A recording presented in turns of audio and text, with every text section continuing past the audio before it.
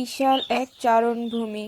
মদিনার অদূরে সবুজ কচি ঘাসে ভরা এই বিস্তীর্ণ চারণভূমিতে হাজারো পশু চরে বেড়ায়। মরুসাহারায় বালক রাখালেরা দল বেঁধে এখানে পশু চরাতে আসে। বালক নাইমও আসে। মদিনার প্রসিদ্ধ এক ধনীর বকরী চরানোই তার কাজ। সেই সাত সকালে বকরীগুলো নিয়ে বেরিয়ে যায়, আবার সন্ধ্যাবেলা বকরীগুলো তাড়াতে তাড়াতে ফিরে আসে। সারাদিন প্রচণ্ড রোদে পুড়ে পুড়ে বকরী চড়ায়। মাঝে মাঝে ঝোপঝাড়ের আড়ালে গাছপালার ছায়ায় একটু আধটু বিশ্রাম করে নেয়। এভাবেই কাটে নাইমের সকাল সন্ধ্যা দিনরাত। সেদিনও বালক নাইম বকরী চড়াতে এসেছিল। তখন ঠিক দুপুর। এমন সময় তার দৃষ্টি গিয়ে পড়ল একজন লোকের উপর, ঠিক যেন তার দিকেই এগিয়ে আসছে। তিনি জনদরদী এক বিরসিয়ান জ্ঞান তাপস। পণ্ডিত্যের আভা তার পুরো চেহারা জুড়ে। দেখতে ভারী সুন্দর, স্নেহ মমতার প্রতিচ্ছবি যেন। সবার শ্রদ্ধার পাত্র তিনি। নাইমের কাছে এসেই থেমে গেল তার চলার গতি। তিনি নাইমের আমানতদারি পরীক্ষা করতে চাইলেন।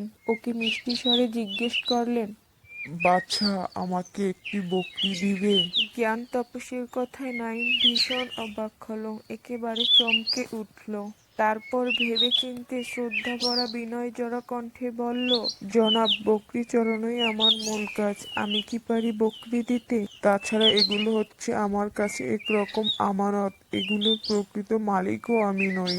আমার হলে আপনাকে একটি বকরি দিতে আমি একটুও কার্পণ্য করতাম না।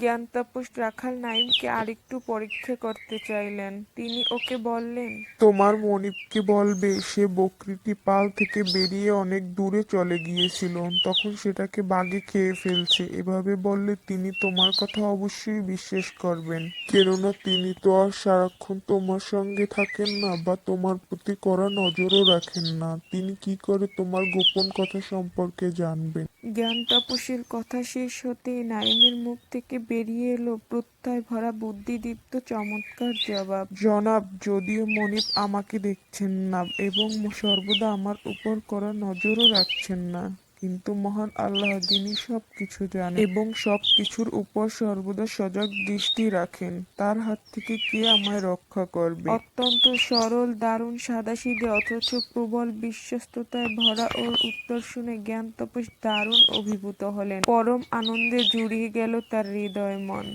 মনে মনে আল্লাহর শুকর আদায় করলেন। এতটুকুন ছেলে, অথচ কত বিশ্বস্ততায় ভরা ওর কথা। জ্ঞান তাপস নাইমের কাছ থেকে মনিব সম্পর্কে বিস্তারিত জানলেন, তার ঠিকানা নিলেন। তারপর সোজা মনিবের বাড়িতে চলে গেলেন।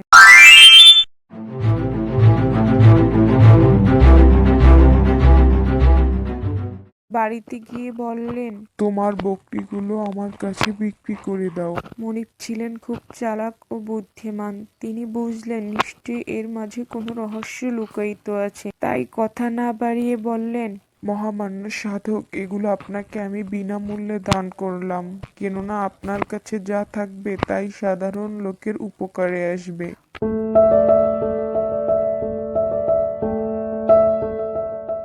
পরের দিন পূর্বাকাশে রক্তিম সূর্য উদিত হলো।